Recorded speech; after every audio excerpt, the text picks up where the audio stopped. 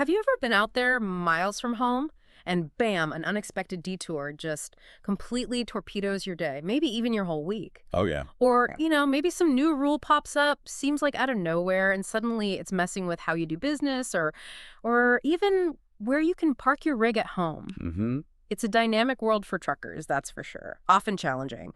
It really feels like the ground under your wheels is, well, constantly shifting. It really does. Welcome to the deep dive. Today we're taking a really close look at the big forces shaping the trucking industry, and crucially, how they hit your daily life, your routes, your bottom line, your long-term future. Right. We've pulled together insights from, well, a whole stack of sources, Ah, industry analyses, some critical news from Truckers VA, and great resources like lifeasatrucker.com. good stuff there. Yeah. Our mission today, let's unpack these maybe complex topics, but do it in a light, engaging way, show you the different angles, and most importantly, highlight not just the headaches, but also the powerful ways you can build some resilience, maybe take back some control over your career and your finances. Italy, building that shield. Exactly. We've got a lot of ground to cover, everything from rockslides to, well, maybe not robots yet, but industry shifts. And it all boils down to understanding what's happening out there on the road and figuring out how you can thrive in it no matter what gets thrown at you. And what's really interesting, I think, is seeing how things that seem totally separate, like, okay, a new tax bill over here or a parking ban in one county over there, how they actually connect. Right. Directly connect to the big picture of your livelihood as a trucker. We'll definitely explore those connections, try to look at things from all sides, like Hervey says, and raise some important questions about just navigating this whole evolving industry. Okay, let's hit the road then, starting with some immediate on-the-ground challenges. Mother Nature first. What was this recent thing on I-40? Sounds like it really threw a wrench in the works. Oh, it did. Just picture this. Torrential rain, just hammering the I-40 corridor near the Tennessee-North Carolina line. This was June 18th, right around mile marker 450. Okay. In less than 3 hours, over 3.5 inches of rain. Just dumped. It sent mud, rocks, all sorts of debris tumbling down onto the interstate. Wow. Yeah, we're talking flash floods, massive rock slides, and a full closure of, a critical artery. And the kicker, this section had just reopened in March. Oh, you're kidding? No. No, after being hammered by Hurricane Helene back in late 2024. So for the TDOT engineers, the road crews, it's like, oh no, not again. Serious deja vu. They're facing weeks, maybe months of cleanup. Ugh. And for you, the driver, the consequences are just immediate, right? Yeah.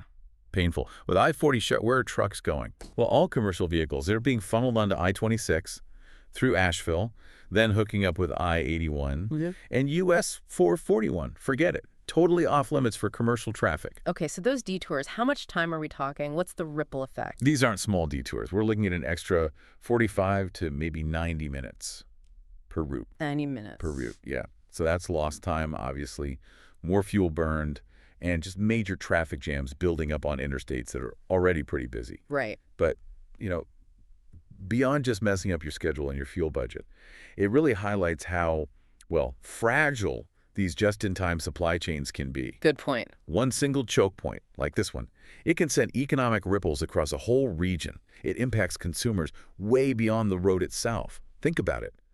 Food, furniture, anything coming out of those Carolina distribution centers heading west, now facing big delays. Yeah, you can almost hear the frustration building. You've got TDOT, local folks like Mayor Rob Mathis in Cook County showing real grit, saying, let's do this. Right, that can-do spirit. But then you hear truckers and maybe folks online, like that Redditor who just said bluntly, this road's always plagued by landslides. Probably shouldn't have ever been built there. Yeah, that's raw frustration, isn't it? It really points to that constant tension between needing the infrastructure and just dealing with the unforgiving geology in some areas. Okay, let's shift gears but stick with immediate challenges and safety. Out in California, I-80, Sierra Nevada, the CHP, the Highway Patrol, they've got a new mission going on, using heat guns. Yeah, infrared heat guns at inspection points. If your brake drums or shoes are way too hot, they're pulling you out of service right there. Okay. Why are brakes getting so hot? Is this like a huge problem? Well, it's a direct crackdown on brake fires. Yeah. CHP data says they've caused dozens of roadside blazes. And understanding why they overheat is key. It's usually a mix of things. Like what? Like drivers maybe riding their brakes too much going downhill, instead of using engine braking, or just poor maintenance, worn shoes, bad adjusters, and sometimes, frankly, it's inexperience on those really long, steep grades. The CHP's goal is simple. Stop a glowing brake drum before it turns into a full-on fire that, could torch $200,000 worth of cargo or shut down the highway for hours. Yeah, nobody wants that. Exactly. But it does raise that important question, doesn't it? How do you balance these really essential safety measures with the, let's face it, practical realities and constraints drivers deal with every single day? That's the crux of it. And truckers, sounds like they're kind of split. Yeah, mixed feelings. Company drivers, they get the safety part, but often feel like they can't get decent shop time. One guy said, "We barely get 30 minutes at the terminal, let alone time for a brake rebuild." Ouch. Owner-operators, some embrace the safety focus. Others feel like these surprise checks are almost entrapment, messing up their delivery windows. Fleet managers, they're sweating the downtime, obviously. But deep down. Deep down, yeah, most seem to agree it's worth the heat if it actually prevents a major fire. So what's the industry doing? Are there solutions coming down the pike? Oh yeah, the industry's definitely responding. Manufacturers are pushing components that resist heat better. Tech companies are developing things like dash-mounted thermal alerts for brakes. Oh, interesting. Like a warning light. Exactly. Give the driver a real-time heads up. And associations are doubling down on education proper descent techniques, really hammering home the importance of engine braking. It kind of boils down to proactive maintenance and driver awareness, right? Catching it before the CHP's heat gun does. Makes sense. And that actually leads us pretty directly into another challenge hitting truckers right where they live. Literally. This parking ban in Florida. The acreage, Palm Beach County. Yeah, this one's tough. Starting this July, truckers like Jorge Alfaro, Claire Dougal folks, who've legally parked their rigs at home for like 20 years. 20 years. Yeah. Now they're getting cited. It's a really complex, kind of messy situation. So what's the fight about exactly? Well, the county side is they say a 2019 code is enforceable now, and maybe even older rules ban parking business vehicles. But the truckers are saying, hold on, this is totally unfair. It's a convoluted mess. It violates our property rights. Claire Dougal, one of the truckers, she put it really powerfully. We helped to build this community. Now they say they don't want us. It really feels like that blue-collar displacement you hear about, where longtime working residents feel like they're being pushed out, maybe by gentrification or just shifting priorities in the community. God, that's just heartbreaking to hear. I mean, what's the human cost here for families who've built their lives around this work? Oh, the emotional toll, the legal stress, it's immense. They're facing pressure to potentially sell their homes, move, just to keep working. Yeah. It really shines a light on the need for, fair, clear rules that actually respect working families, not leave them hanging. Yeah. It shows how these local regs can just have such a profound, deeply personal impact. Okay, let's zoom out a bit now. Move from those immediate road and home challenges to some broader industry forces. And first up, this is fascinating, this political swerve involving the USPS EV fleet bill. Yeah, this is a big one. There's a new GOP tax and immigration bill, and tucked inside is a proposal to auction off nearly 7,200 brand new USPS electric mail vans. Brand new. Brand new. And dismantle the charging stations they've already built. We're talking about tossing out $3 billion already spent and stopping another $6.6 billion for the program. Whoa. Okay, what are the arguments here? This sounds really charged. Extremely charged. You got multiple angles. GOP supporters like Senator Rand Paul are saying basically USPS should stick to mail delivery, not climate experiments. Get back to basics. Save taxpayer money. That's their frame. Okay. And the USPS. USPS leadership. Their VP of Government Relations, Peter Paster, he called it outright sabotage. He argues it strips the agency of like $1.5 billion in assets they desperately need and basically cripples their ability to serve the public. Wow, sabotage. Strong word. It is.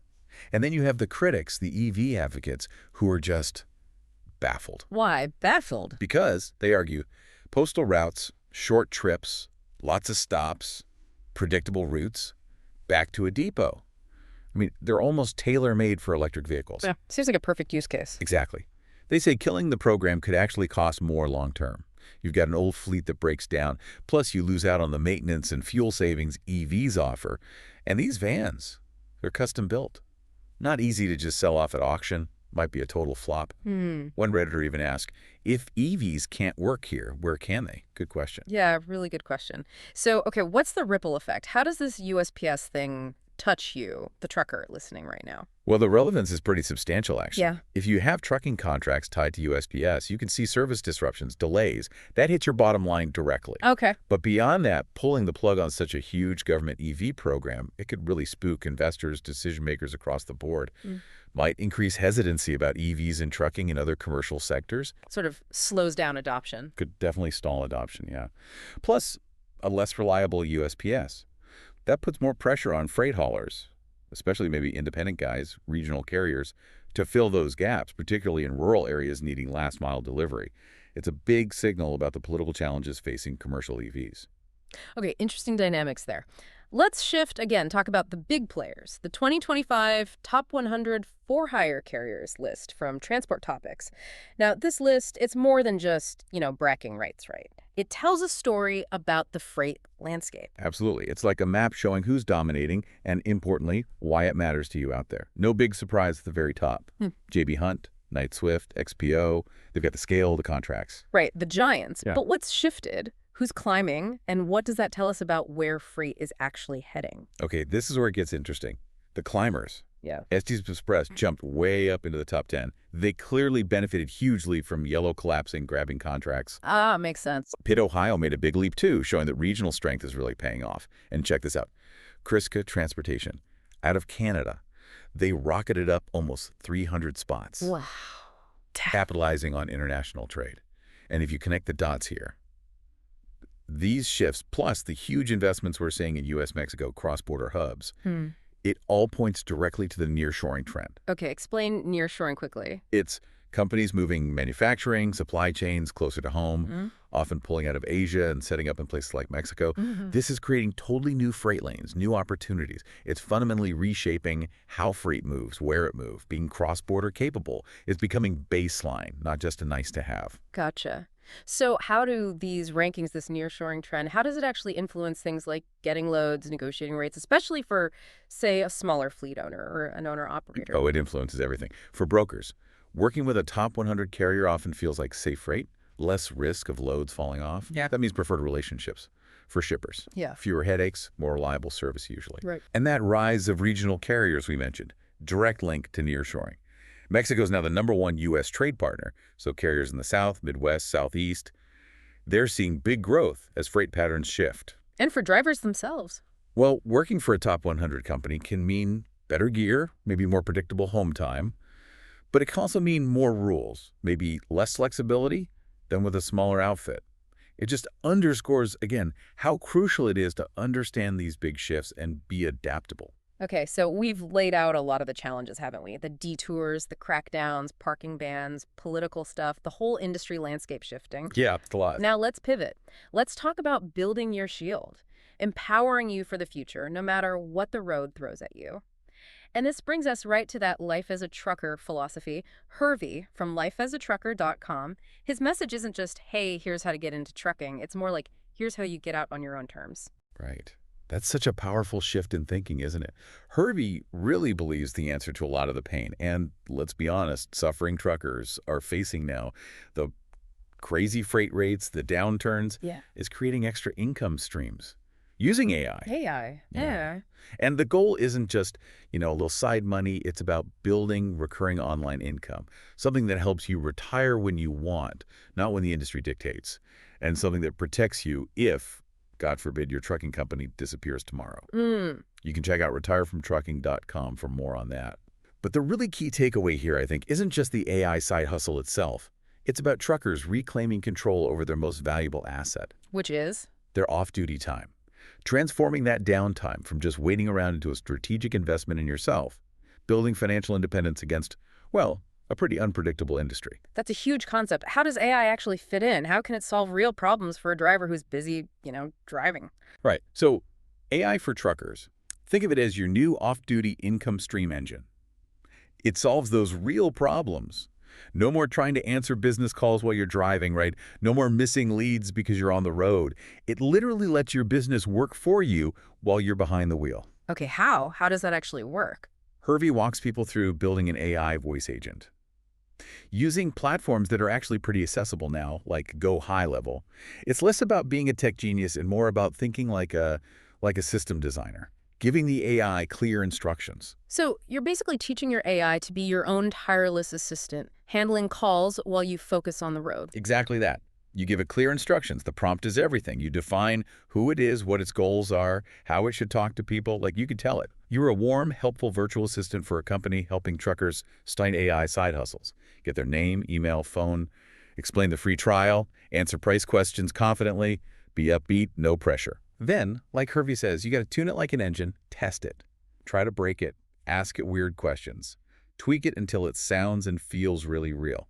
That's how you get it handling actual calls, greeting people, explaining things, tackling tough questions like, is this a scam? Or, I'm not techie. And even closing the loop. And does it work? I mean, really work. The results could be pretty staggering. Hervey shared this story about one trucker, just followed the system, was making the extra $1,000 a month within 30 days. Wow, $1,000 extra without a tech degree. Exactly. And it's not just about voice agents either.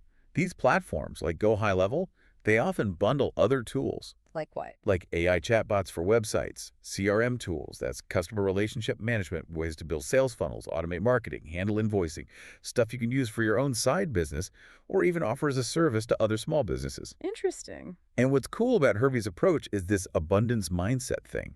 He actually trains his AI to filter, not force. Meaning if someone calls and they're not a good fit, the AI might even refer them to a competitor. Really? Refer them away. Yeah. Which sounds counterintuitive, but it builds trust, builds community. It's about creating a sustainable future, not just grabbing every dollar. So boiling it all down, what does this mean for you, the listener? It means you really do have the power, the tools available now to protect yourself, to build financial stability, kind of regardless of what's happening with freight rates or fuel prices or whatever the next challenge is. It's about taking that off-duty time and making it genuinely work for your future. Yeah, it really reframes that downtime, doesn't it? Completely. It empowers you to manage your time, not just for the shippers or the brokers, but for yourself. Learn new skills, build these online income streams, ensure you can eventually step out of the cab on your terms. Hervey's whole philosophy, it reminds us to see issues from all angles, right? Yeah. And it underscores that your well-being, your future security, it's just as critical as any load you're hauling. Absolutely. It fosters that respect, that support for truckers to thrive, even when things are tough. Okay, so as we wrap up this deep dive, we've definitely covered a lot of ground. From Mother Nature causing chaos on I-40 to the frustration of those brake crackdowns on I-80, their really personal fights over parking bans down in Florida. Yeah, the human side. We explored those bigger shifts, too, the politics around the USPS EV fleet, the changing top 100 carriers, that whole nearshoring wave. It's clear trucking faces constant challenges, right? Policy stuff, infrastructure woes, local rules. It's definitely not static. But, what really stands out from all this, I think, is the growing opportunity for you to build that financial independence, that long-term security. Despite all the outside pressures, there are real, actionable steps you can take. Leveraging AI, building side hustles, creating that shield Hervey talks about. Protecting your income, letting you plan your own exit ramp, so to speak. Precisely. It's about recognizing that your well-being, your future, it's just as important as getting that next load delivered on time. So here's a final thought to leave you with. Whether it's managing your brakes coming down a steep mountain pass or managing your future beyond the driver's seat, maybe the most powerful tool you have is your own adaptability, your willingness to invest in yourself. What new skill, what new income stream could you explore to secure your own freedom on your own terms? Something to think about. Definitely something to think about. Take a moment, reflect on how maybe some of these ideas apply to your life. And if you are curious, check out those resources we mentioned, like sideofTruckers.com, truckersidehustle.com. Thanks for tuning in to The Deep Dive.